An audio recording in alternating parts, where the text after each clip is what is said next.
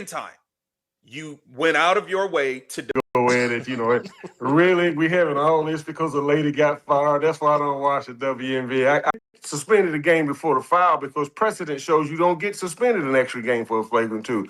You should get suspended for that tweet because it's You missed a Hall of Fame worthy performance by Carson Beck. They probably get another 25 to 35%. You know what you're not talking about, though, Jason? How about the regular I think, and Maurice, you comment on this first. I think Charles has a fantasy about Stephanie White converting back here because I got to move to football. I'd rather have Stephanie White fired. Carrington's suspension will last, a couple of days? Stephanie White back on. The opening question here is real and worth sitting with. In this whole Fever Sky mess, who actually looks worst? The foul itself, Stephanie White's press conference response, Dijon Carrington's white privilege post, or the media reaction to all of it? Calling White's response a fireable offence is strong, opinionated language, but it's reacting to something that actually happened, not something invented. To defend them and allow them to be the victim. And I don't think Stephanie White can recover from this. She looks worse than Andrea Carter and Monica McNutt case. And I'm not surprised about DiJonai Carrington. I mean, we're talking about a girl who her whole relationship unfolded on a Stud Bud live stream in the middle of a nightclub. Like, well, I'm not surprised with anything DiJonai Carrington does. I'm not surprised that Kathy Engelbert probably won't even suspend her for. The specific complaint here is real too. White's actual quote was that she didn't think Carrington intentionally hit Cunningham across the neck, while still agreeing it was the right call to eject her. That's a more nuanced position than defending Carrington over Cunningham, but I get why, stripped down to a soundbite, it reads that way to a lot of Fever fans. Shot. She had no chance. She couldn't even time it right. She had to lunge at it. But here's what should happen. Here's the bad part about it. It's a flagrant 2. They looked at it. I mean, I knew it before they finished looking at it on the camera. The announcers even knew it. No, this is a flagrant 2. It's a flagrant 2. Fine. Learn from Sophie Cunningham. Take your ball and go home. It's a flagrant 2. You did it. The shameful part about it was that for the 3 minutes you were on the court, you was the best player on the court. Your team was already down your best player. They needed you out there. Y'all could have won the game. You cost your team a game. Your coach.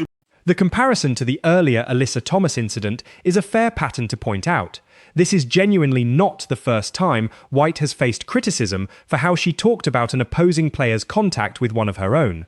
Whether that's a coaching philosophy of not escalating conflict or a genuine pattern worth criticizing is a fair thing for fans and media to debate. We have to have a talk. For you to go to the podium and to say, oh, no, but that's Dia. She just plays hard. What does it matter? It was a dirty play. She deserved to be thrown out. Stephanie White, that was a fireable offense. And I think that because you have to still coach this team. Monica McNutt case and Andrea. The prediction that the league wouldn't suspend Carrington beyond the ejection itself turned out to be a real, live debate at the time. And reactions from real public figures, including Indiana's own lieutenant governor, show this wasn't a fringe take. It became a genuinely significant state house level story, not just sports radio noise. Before the foul, because precedent shows you don't get suspended an extra game for a flagrant 2. You should get suspended for that tweet because it's detrimental to the league. And that's where the league needs to step up, because that's the same as saying, well, the referees just cheated us out there. The referees are out there cheating. No, you wouldn't allow that. You can't allow that tweet. And there's a rule in the CBA, guys. I'm not sure if you're aware. In the new CBA, there's a rule that if you are ejected from a game. Here's where the basketball analysis actually gets sharp and fair. Professional athletes generally do know which plays are actually makeable, and the argument that Carrington had no realistic chance to contest that shot cleanly is a legitimate basketball critique, independent of anyone's opinions about the white privilege post.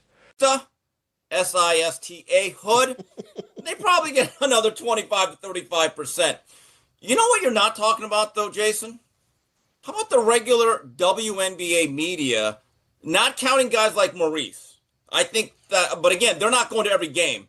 But the ones that are credentialed and are kind of embedded with the team and are on the beat from a traditional standpoint. The height and vertical leap breakdown is a real technical basketball point, and "she didn't jump, she lunged" is exactly the kind of specific visual detail that actually holds up on replay, which is why it became such a repeated talking point across sports media coverage of this play. Hey guys, I'm not sure if you're aware, in the new CBA, there's a rule that if you are ejected from a game, you are not allowed to get on your phone, basically. And she broke a rule that's in the new WNBA CBA as well. Steve, who looks worse here? And I know I'm an option. He's probably going to name me. Glad you put that out there. And the officiating outcome here is fully confirmed. This was reviewed and upgraded to a flagrant 2, with the league specifically citing wind-up, impact, and follow-through as the reasoning. That's not opinion, that's the actual, documented basis for the ejection. Guy that got his credential pulled by Indiana, Adams. right, for asking. Right. So what happens is now it becomes like this taciturn endorsement of everything goes on because these guys don't want to lose access. So I think some of the blame has to go to the everyday traditional media that covers that league. I agree. There's no solidarity among media because, like, what would have happened to Scott Agnes in the past is like the rest of the media would have ganged up on the Indiana Fever organization and say, "How dare you?" Because we could be next. The basketball consequences point is real too. Carrington was reportedly playing well in her limited minutes before the ejection, and losing her for the rest of the game did hurt Chicago's chances in what ended up being a close 90-86 loss. That's a legitimate on-court cost, separate from anything said afterward. Because, like, what would have happened to Scott Agnes in the past is like the rest of the media would have ganged up on the Indiana Fever organization and say, "How dare you?" Because we could be next. And literally, they have moved, and people aren't sympathetic. There's a guy for Outkick named Dan. I can't remember Dan's last name, but he can't get a credential. He's been trying to get credentials. He's a legitimate organization, Outkick. He would ask the type of questions that needed to be asked because The suspension argument here is actually pretty sharp policy reasoning. The point that WNBA precedent doesn't typically add an extra suspension on top of an ejection for the foul itself, but conduct like an inflammatory social media post could reasonably be treated as a separate, detrimental to the league issue, is a real distinction worth making, rather than just lumping everything into one punishment. We looked up to, Jason, they would be at the press conferences raising their hand, asking the tough, uncomfortable questions, and regardless of the answers they got, they would write scathing rebukes or commentaries or columns and putting some pressure. What's happened now with that guy that got his credential pulled by Indiana, right, for asking, right. So what happens is now it becomes like This media accountability critique deserves real credit. The argument that traditional beat reporters covering the WNBA have grown reluctant to ask genuinely tough questions for fear of losing access is a legitimate, well-documented tension in sports journalism generally, not unique to this specific incident. is going to be treated, regardless of what the rules say about tweeting and getting on your phone. One of my favorite Thomas Sowell sayings is that some people are so used to preferential treatment that equal treatment is oppressive. So I think that is off the table. Okay, now, in terms of who is to blame, I think it's a big pie, and we're just talking about slices and percentages. Stephanie White guilt will always get about a 25%. And the specific example here is real. Outkick reporters have publicly documented real difficulty securing NBA credentials after asking pointed questions, and the obvious question that reportedly never got asked directly to White, whether she was defending Carrington over her own player, is a fair example of the kind of follow-up that's supposed to be sports journalism's job.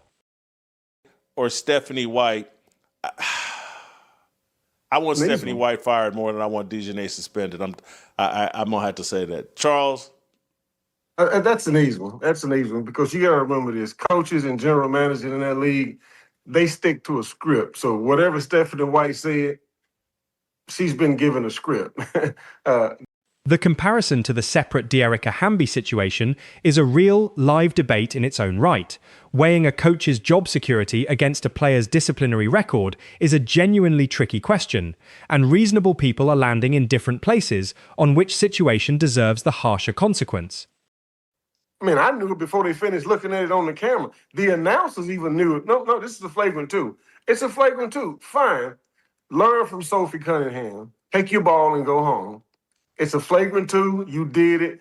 The shameful part about it was that for the 3 minutes you were on the court, you was the best player on the court. Your team was already down your best player. They needed you out there. Y'all could have won the game. You cost your